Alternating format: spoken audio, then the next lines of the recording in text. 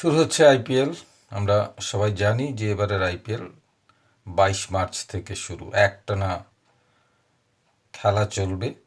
10টা দল, 10টা ফ্র্যাঞ্চাইজি তাদের দল গুছিয়ে নিয়েছে বহু আগেই।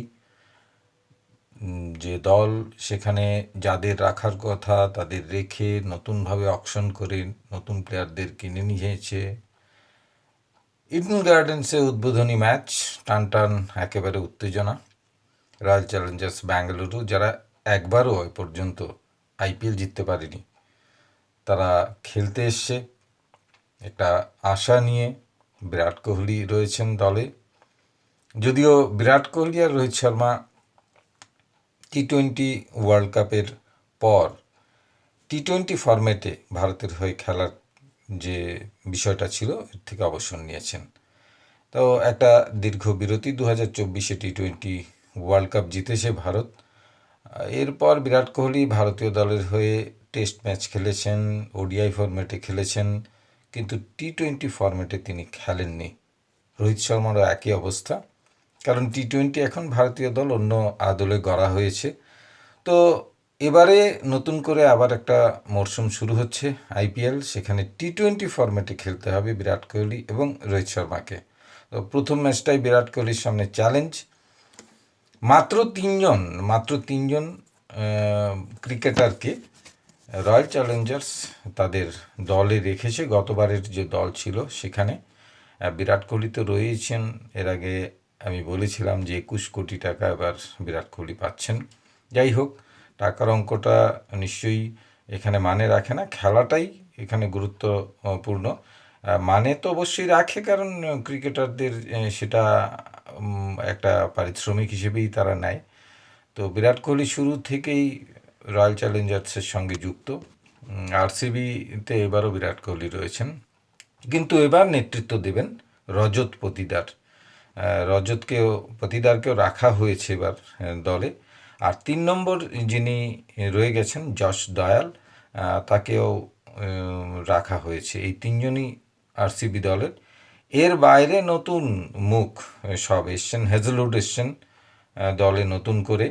জিতেশ শর্মা, ভুবনেশ্বর কুমার, লিভিংস্টোন এই দলে রয়েছেন। ক্রুনাল পান্ডিয়া, টিম ডেভিস অস্ট্রেলিয়ার, দেবদত্ত পাড্ডিকল রয়েছেন এনগিডি। আরও বেশ কয়েকজন রয়েছেন যাদের নাম রীতিমতো চর্চায় রয়েছে। তাদেরকে এখানে তাদের নামই আমি এখানে বললাম। হয়তো প্রথম একাদশে এদের মধ্যে অনেকেই থাকবেন। সেক্ষেত্রে নতুনভাবে বিরাট কোহলি নেতৃত্বে না থাকলেও নতুনভাবে এই আরসিবি দলে কতটা ক্লিক করতে পারে এবং প্রথমবারের মতো আইপিএল জিততে পারে কিনা সেটাই দেখার। আমরা সবাই জানি যে এবার 18তম আসর হচ্ছে। এর মধ্যে মুম্বাই ইন্ডিয়ান্স এবং চেন্নাই সুপার কিংস, মানে এমআই এবং সিএসকে, দুটো দলই 5বার করে চ্যাম্পিয়ন হয়েছে। 3বার চ্যাম্পিয়ন হয়েছে কলকাতা নাইট রাইডার্স। নাইট রাইডার্সের প্রথম খেলা আরসিবির সাথে। নাইট রাইডার্স লাস্ট ইয়ারে চ্যাম্পিয়ন, ইডেন গার্ডেন্সে খেলা চ্যাম্পিয়ন দলে। আর এই চ্যাম্পিয়ন দলে গতবারে 6জন রয়ে গেছেন। 6জন, কোটাটা 6জনেরই, মানে প্রত্যেক দল 6জন করে গতবারের প্লেয়ার যারা রয়েছে তাদের থেকে রাখতে পারেন, ম্যাক্সিমাম 6। সেক্ষেত্রে নাইট রাইডার্স তাদের 6জনকেই রেখেছে। এর মধ্যে রয়েছেন রিঙ্কু সিং, বরুণ চক্রবর্তী, আন্দ্রে রাসেল, সুনীল নারিন, হর্ষিত রানা এবং রমনদীপ। এই 6জনকে তারা দলে গতবারের রেখেছেন। বাকি সব নতুনভাবে এসছেন। স্টার প্লেয়ার বেশ কয়েকজন রয়েছেন। ভেঙ্কটেশ রয়েছেন, নটিজে রয়েছেন, কুইন্টন ডিকক রয়েছেন, রঘুবংশী রয়েছেন জনসন, 2জন আফগানিস্তানের প্লেয়ার রয়েছেন, গুরবাজ, মঈন আলী, এবং রয়েছেন পাওয়াল, এবং নেতৃত্ব এবার দেবেন আজিঙ্ক্য রাহানে। মুম্বাইয়ের রাহানে মূলত টেস্ট ফরম্যাটে খেলার প্লেয়ার। পূজারা, রাহানে দুজনই টেস্ট ফরম্যাটের জন্য আদর্শ প্লেয়ার। তো সেক্ষেত্রে এটা একটু হলেও মানে বিষয় রয়েছে যে রাহানে টি-20-তে কেকেআরের নেতৃত্ব দিচ্ছেন, সেটা মানে কতটা তিনি নিজেকে সেই জায়গায় নিয়ে যেতে পারবেন। T20 ফরম্যাটে তো কী বল হবে আর কে কী ব্যাট করবে কেউ কিছু জানে না।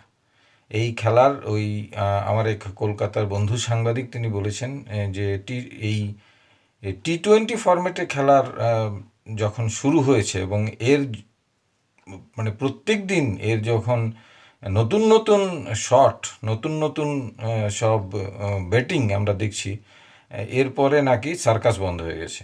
তো যাই হোক, সেটা সে মজা করেই বলেছে, কিন্তু সত্যিই মানে T20 ফরম্যাটে যে কী খেলা হয় বা কী ব্যাটিং হয় সেটা মানে বোঝা খুব দুষ্কর, খুবই দুষ্কর। কারণ এই ধরনের ব্যাটিং স্টাইল বা এই ধরনের মানে ব্যাটিং সেগুলোর যেমন ধোনিকে মহেন্দ্র সিং ধোনি যেটা করেছেন হেলিকপ্টার শট, ওটা ব্র্যান্ডেড এবং এটাকে অনেকেই কপি করেছেন পরে।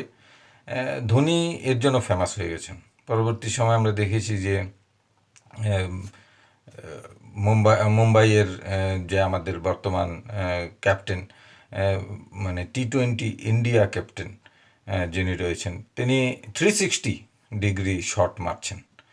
তো সেটাও ফেমাস হয়ে গেছে। সূর্য কুমার যাদবের কথা বলছি, সেটাও দুর্দান্ত ফেমাস। 360 শটস মানে পুরো ঘুরে মেরে দেবেন বল, কোথায় মারবেন কেউ জানে না, সেটা 6 হতে পারে, 4 হতে পারে, ক্যাচ হতে পারে।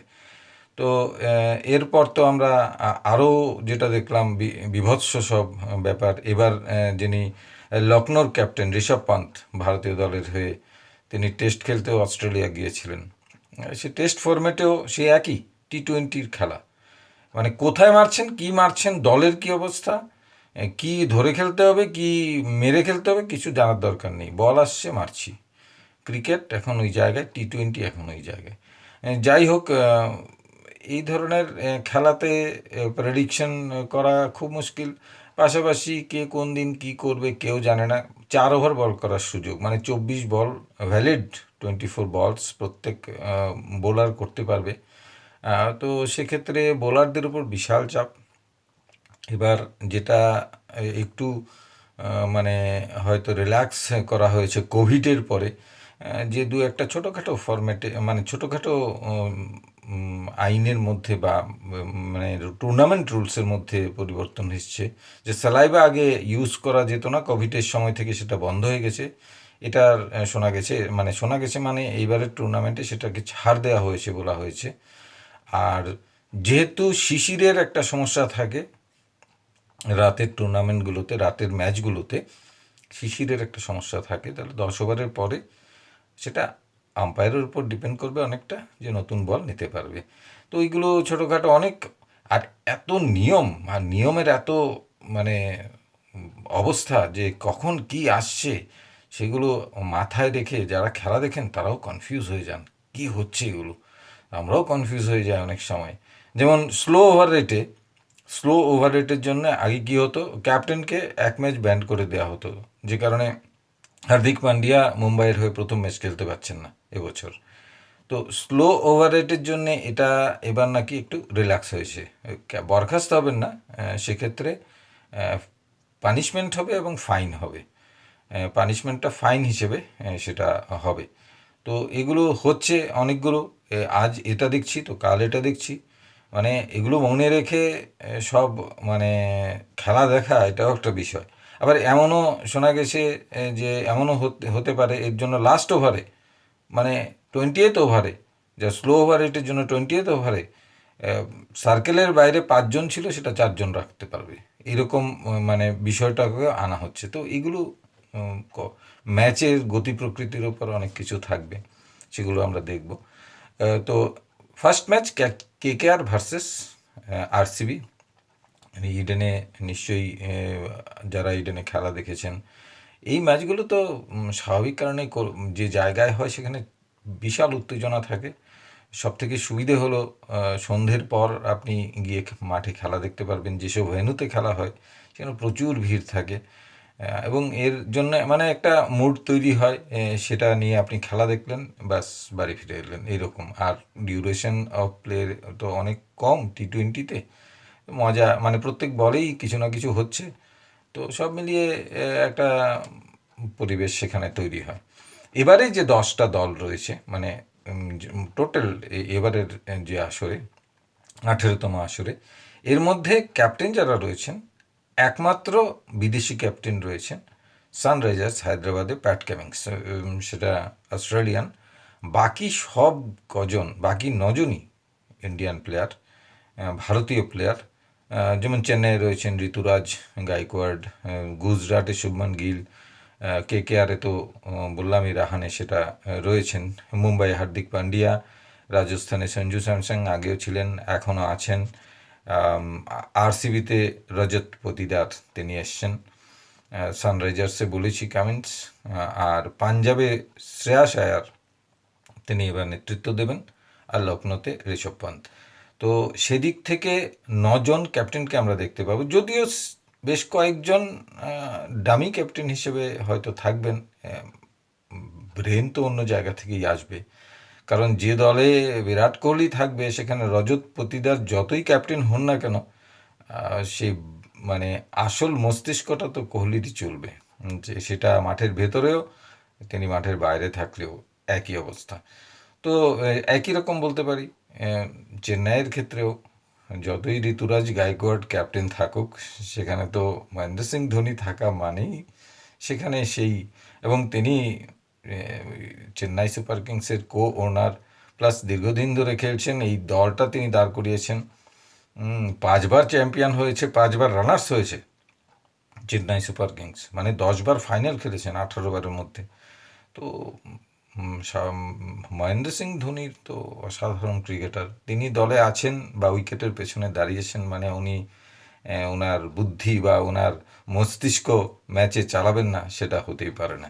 তো যাই হোক, সঞ্জু তার টিমটাকে বেশ ভালো গুছিয়েছেন, বা ফ্র্যাঞ্চাইজি যারা রয়েছেন, রাজস্থান রয়্যালস একবারই চ্যাম্পিয়ন হয়েছে, তো এবার নিশ্চয়ই সেটা চেষ্টা করবে।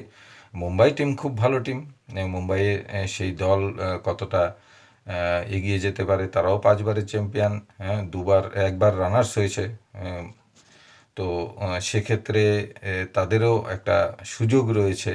তো এই ধরনের আরও বাকি দলগুলোতেও রয়েছে। নতুন প্লেয়ারের দিকে নিশ্চয়ই আমরা নজর রাখবো, বা যারা ইন্ডিয়া এখন খেলছেন বা খেলার মতো অবস্থায় রয়েছেন তারা কতটুকু খেলতে পারেন, তারা টি20তে ঢুকতে পারেন কিনা সেদিকে নিশ্চয়ই আমাদের নজর থাকবে।